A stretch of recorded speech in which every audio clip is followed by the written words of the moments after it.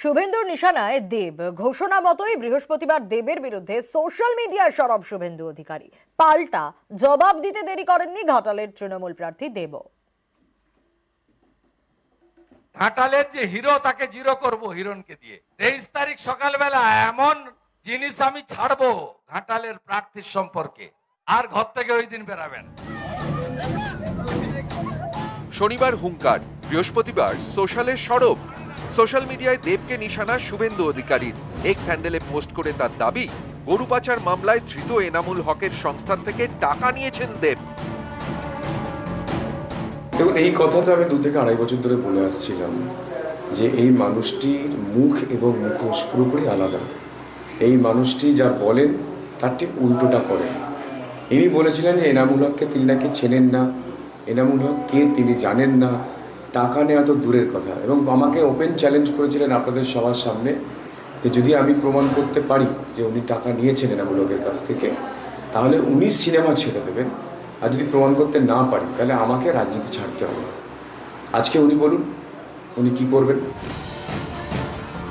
পাল্টা জবাব দিতে দেরি করেননি দেব, সুর ছড়িয়েছেন সোশ্যাল মিডিয়ায়। শুভেন্দু এবং হিরণকে একযোগে নিশানা করেছেন। এক্স হ্যান্ডেলে হিরণের পোস্টারের ছবি দিয়ে লিখেছেন, ও শুভেন্দুদা, তুমি নাকি কোথায় মুখ্যমন্ত্রী হওয়ার স্বপ্ন দেখছো? হিরণের পাল্লায় পড়ে তোমাকে তো কাউন্সিলরে নামিয়ে দিচ্ছে। ভালোবাসি বলে বললাম, আমিও জানি তুমি আমাকে ভালোবাসো। আর রইল কথা গরু চুরির টাকা, তোমার কোলের ছেলে হিরো হিরণ, সেও পিন্টু মণ্ডলের থেকে টাকা নিয়েছেন। তাহলে উনিও কি গরু চোর? শুভেচ্ছা দুজনকেই। আরেকটা কথা, আমার ভদ্রতা কিন্তু আমার দুর্বলতা নয়। ভীষণ বোকা বোকা একটা পোস্ট। এই তথ্যগুলো শুধু ইডি, সিবিআই এবং হাইকোর্টের কাছে ছিল। এইটা শুভেন্দুদা কি করে পেল? আজ অবধি চুপ ছিলাম গরু চুরি নিয়ে। আজ যেহেতু ডকুমেন্টস বেরিয়ে গেছে তো আমি বলতেই পারি। পিন্টু মণ্ডলের সাথে হিরো হিরণ আমাদের 2013, এই যে পেপারটা আছে আমাদের 2013 কাটিংটা, তাহলে তো উনিও গরু চোর, কারণ উনিও পিন্টু মণ্ডলের সঙ্গে কাজ করেছেন, পিন্টু মণ্ডলের সঙ্গে টাকা নিয়েছেন, তার উনিও গরু চোর।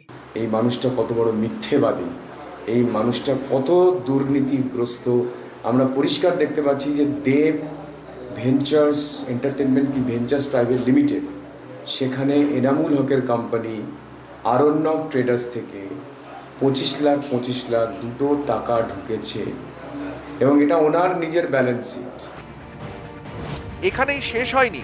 এরপর দেব নিজের এক্স হ্যান্ডেলে নিজের ব্যালেন্স শিট পোস্ট করেন, হিরণকে কটাক্ষও করেন। যে 50 লাখ টাকা দেখাচ্ছে একটা ট্রান্সফার হয়েছে, আমরা 8-9 মাসের মধ্যে সেই টাকাটা ওই আর্নক ট্রেডার্সকে আমরা ফেরত দিয়ে দিয়েছি। এত একটা হাওয়া গরম করা হলো 3 দিন ধরে, কি বিশাল কিছু আসবে, বিশাল কিছু আসবে, এবং এই ধমকানো চমকানো ব্ল্যাকমেলিং এর যে রাজনীতি, আমার মনে হয় এটা দুঃখজনক। যে কারণে উনি বলছিলেন যে আমি তো টাকাটা ফেরত দিয়ে দিয়েছি, তাহলে টাকা নিয়েছিলেন, টাকা ফেরত দিয়েছেন। আর এতদিন ধরে বলছিলেন যে আপনি কাউকে চেনেন না। আর এনামুল যিনি আছেন এখন তিহার জেলে, তার ডায়েরির পাতা এগুলো, যে কবে কাকে কি দিয়েছে, কাকে মোবাইল দিয়েছে, যে কে সত্য কথা বলছিল, কে অধর্মের সঙ্গে আছে, এটা বাংলার মানুষের উপরে ছেড়ে দিলাম। নিউজ 18 বাংলা।